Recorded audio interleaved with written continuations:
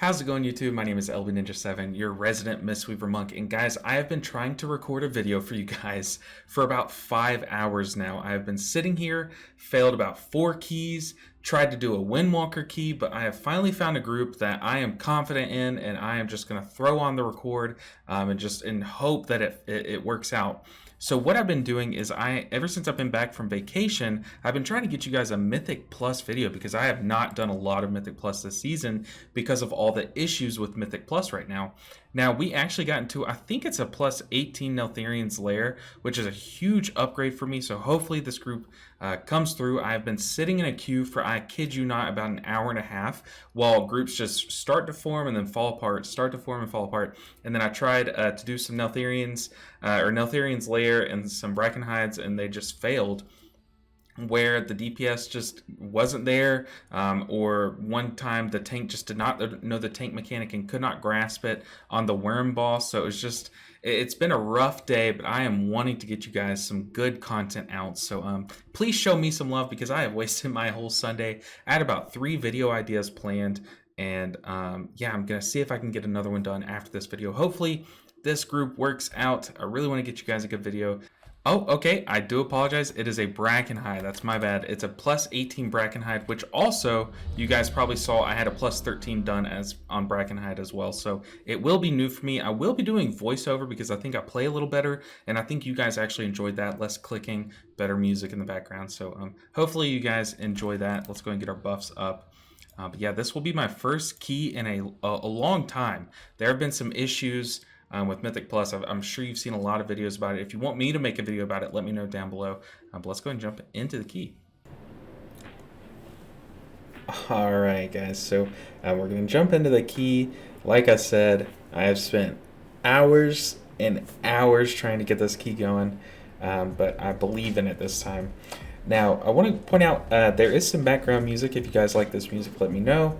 If you don't like this track, let me know. I did subscribe to Upbeat, which is, I'm not sponsored or anything. I'm actually paying them money, but it's just so I can use some good music in my videos. And I think that I found some chill good music. But you guys, so this key it's normally very easy at the start.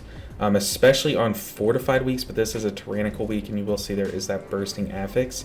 But I do think that is one of our hardest affixes, but Mistweaver is very well equipped to deal with it. We do have a lot more on-demand healing nowadays instead of just relying on punching and kicking. So in one way that sucks, a lot of people hate it, but for bursting it's very good because we don't rely on them still to be alive to do our healing. But like I said, these first few packs are pretty simple. As long as you kick that hideous cackle, it's usually nothing too difficult to deal with. But you can get a lot of damage off, a lot of spinning crane kick value, and that's kind of what I'm going for. I'm just trying to keep my rotation simple. I'm just trying to watch health bars, dodge stuff, dodge the rage storms, and kick when I can. You will notice that I do get fixated, and some people do get fixated, so I try to keep note of who that is. But I'm just really trying to not fall behind in healing this early on in the key. It's usually pretty simple. You will notice that I do sit on my Chi-Ji. I've talked about this in the past. It's just one of those cooldowns that it just feels weird. Having it on the 1 minute cooldown, my body still is adjusting to in Mythic Plus, especially since I haven't had as much exposure this season. Like I've said, I've only done some plus 20 freeholds every week with some guildies. Haven't really pushed other dungeons, so it's been pretty chill for me. But when I pug keys like this, you will see that I let Chi-Ji sit on cooldown far too long. It's just so much better to pop it. Like right now, I should have popped it then, since these ads are close to dying. You'll get some bursting sacks coming into these full health guys. One other thing you'll notice, or you probably already have noticed, is we did not crack the first cage.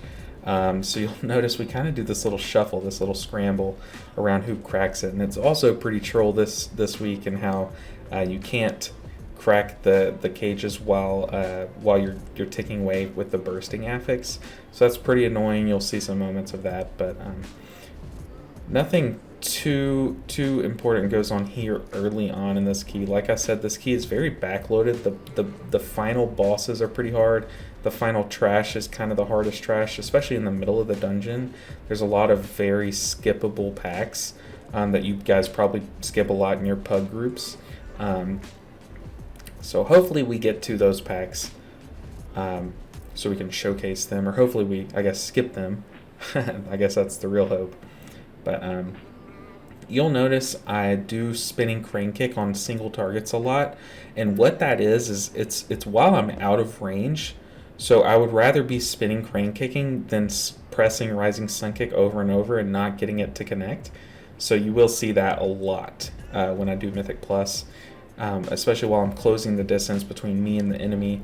That's something that I do. So you probably just saw the tank. He's saying we need to start opening the cages. And yeah, that technically is my job, but we're kind of doing a lot of running around, keeping us away from the cages. So yeah, I did forget that first one though, but you guys will see my group kind of loses trust in me to do the rest of them. They kind of stick around and waste a lot of time doing those. Now, I do want to say I do have a very clutch moment coming up.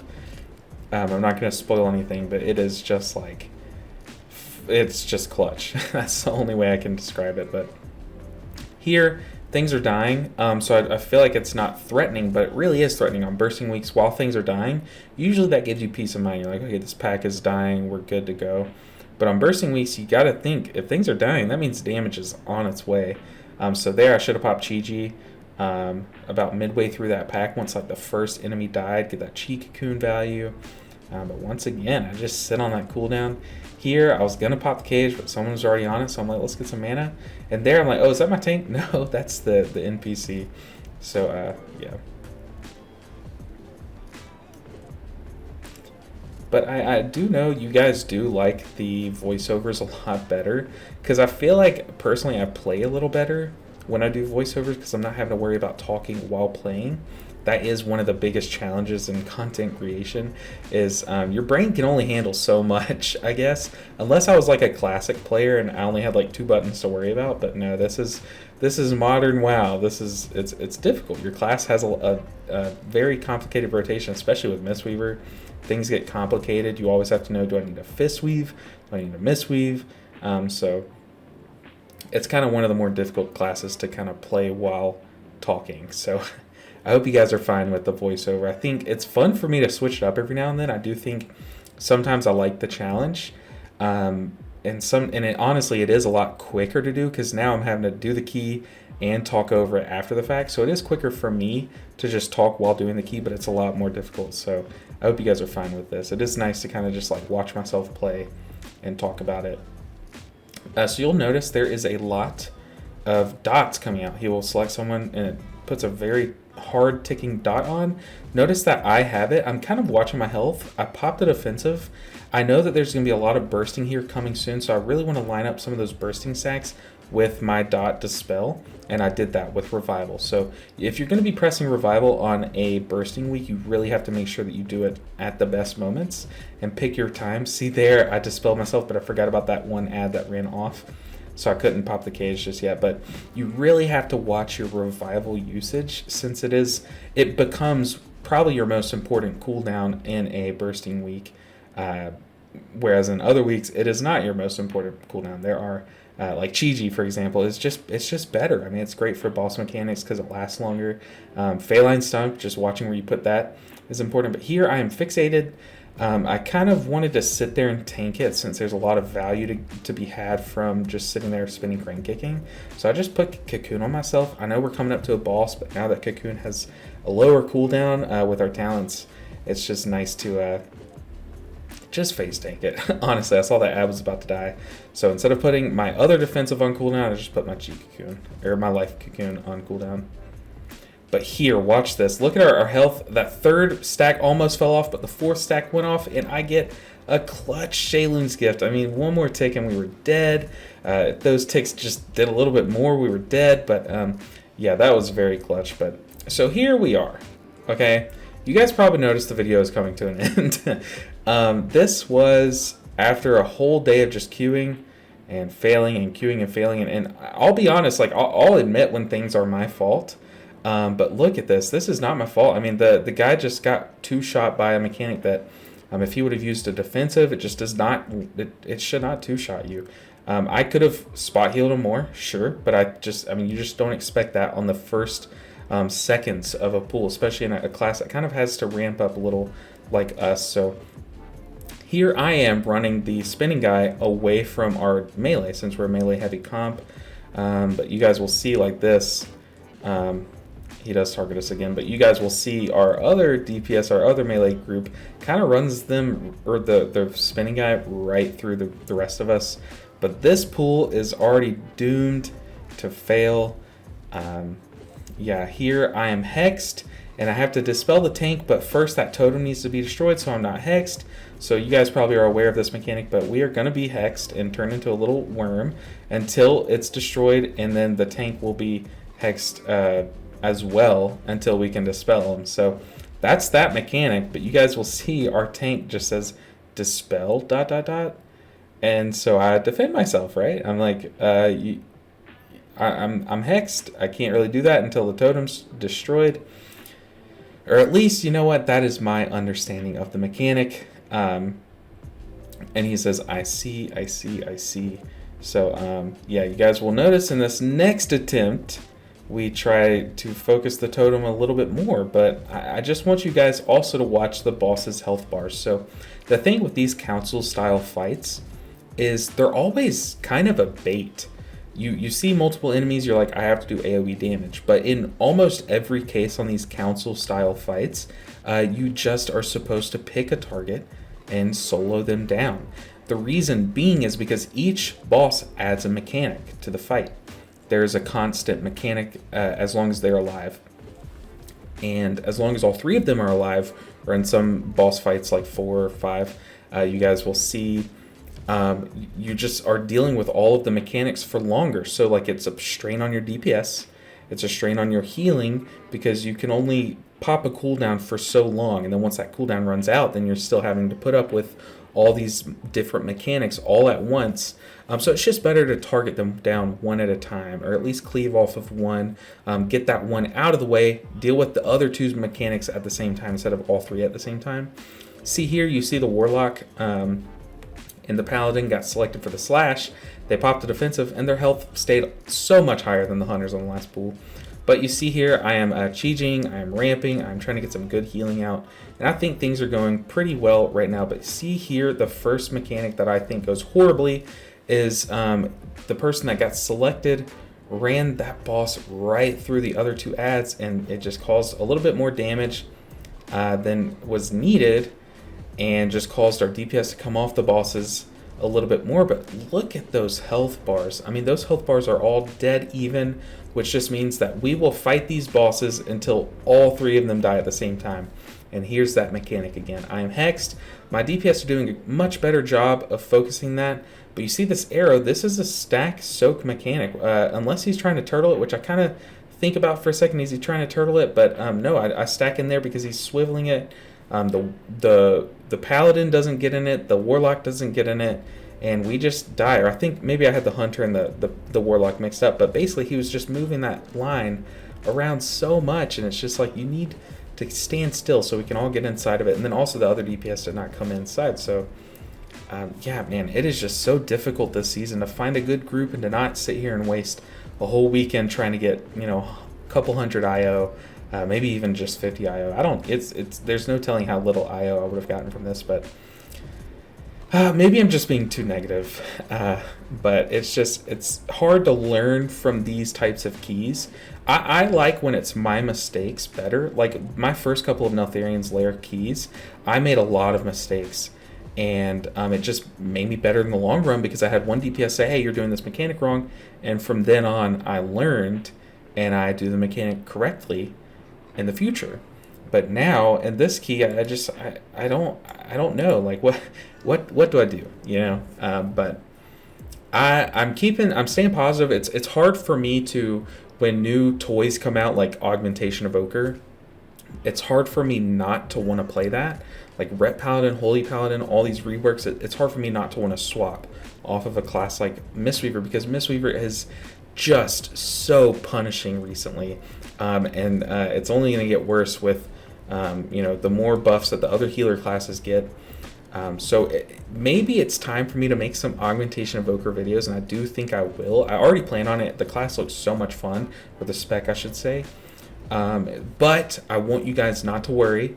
If I make an augmentation evoker video, that means that a Mistweaver one is right around the corner. It's just it's very easy for me to make keys or play the game, I guess, on other classes, whereas it's just harder on Mistweaver. So maybe that's coming soon. But don't panic. I still will be the resident Mistweaver, and I will dump some great guides. I've made a Ulan ramp guide at the beginning of this tier, but I felt like I need to make another guide soon. So let me know if you guys want to see another one soon. But I do plan on, right after recording this, making an FAQ, a Ulan ramp build, new Mistweaver build FAQ, and how can we get better. I've already made one video like that at the beginning of the season. Man, I'm getting wrecked by this boss, but you guys probably already see it coming. We're gonna have another fail, but let's try to see where it goes wrong again. But let me know. Am I alone here? Am I the only Mistweaver that's just struggling, one, to get into keys? That problem never got fixed, even though that we are performing well compared to some other healers in Mythic Plus. We're performing fine. We're getting the job done. We're still just not brought.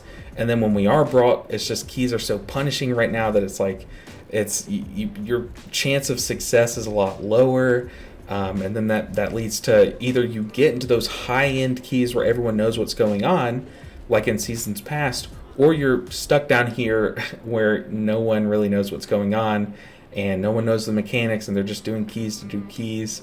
And yeah, there's a big divide, and hopefully I'm not alone in this. Let me know if you guys are as well. But we're coming to the end of this pool. We already have one death. I got hexed as someone was taking damage. There I go. I just get whacked a couple times, and it's just, yeah, it's just doom and gloom.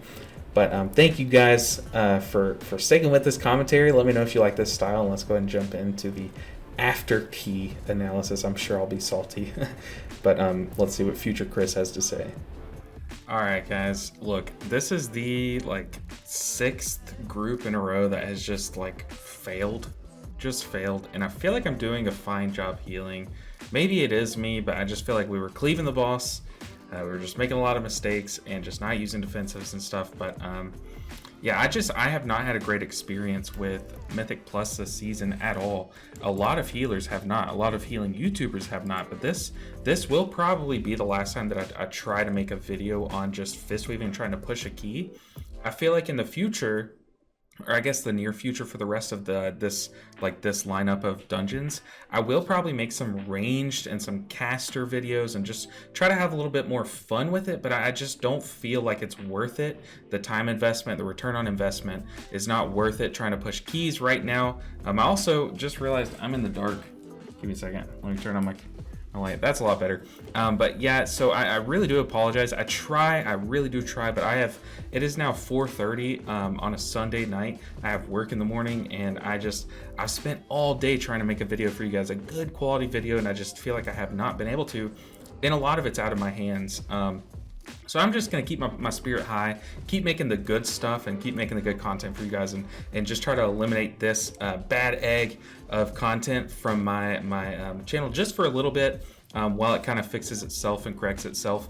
And I might just dabble a little bit more in my alt characters, but really try to help you guys become better Mistweavers in general, instead of just trying to give you guys good gameplay. I feel like gameplay is fun and it makes for great content, but I feel like right now the gameplay is lacking, so I'm just going to focus on the more instructional stuff, try to make some guides to help you guys get better at the new playstyle, and also try to bring the old playstyle a little bit back in line with the new one. So if you guys enjoyed this video, I'm so sorry that it was like this, but if you guys want to show me some support and make my Sunday worth it, make sure you guys like the video, make sure you guys are subscribed. I know a lot of you guys are, but I do have like 95% of you guys are not subscribed, so make sure you guys are hitting the button on the way out. It shows a lot of support for me, it helps me do this full time. I do want to start doing that soon, and I do have some announcements for that coming soon, but also check out my Twitch. I don't go live often, so you're going to want to make sure you're subscribed to that, or not subscribed, but following, I think it is, on Twitch,